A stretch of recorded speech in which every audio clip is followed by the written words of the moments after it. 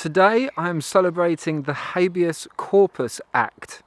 Now I really enjoy the diversity of this genius tree, this 365 festivals that I've been celebrating every day. And I've celebrated architects and inventors and places and events, and some of them silly and most of them very substantial. But today I'm celebrating an Act of Parliament that was brought in England in, I believe, the 1600s, and is a celebrated act which, I believe the term habeas corpus means to have the body. You have the body. And it was an act that meant that it was a remedy so that in the case of illegal imprisonment or unlawful imprisonment, the state could be forced to summon the prisoner to the court so that the terms of their confinement could be evaluated and argued in court to establish whether or not they should be free.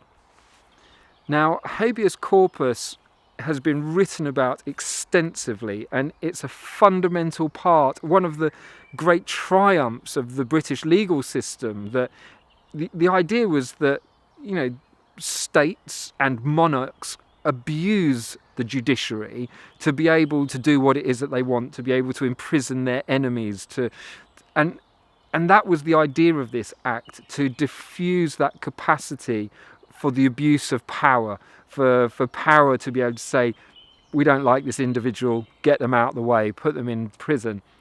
And it's a great tragedy that in recent years the Habeas Corpus Act has been eroded.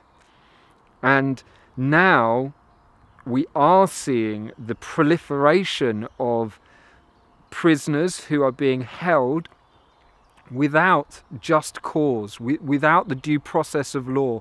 And people are trying to use habeas corpus and failing to be able to get the prisoner summoned to the courtroom so that the judiciary have to justify and establish and prove the right to detain that person. I feel it's particularly important to celebrate habeas corpus today because we're in danger of losing this vital aspect of a lawful society. So today I'm joining in the celebrations, although I'm probably actually one of very, very few people who is today going to be celebrating the existence, the unique style and talent of the Habeas Corpus Act.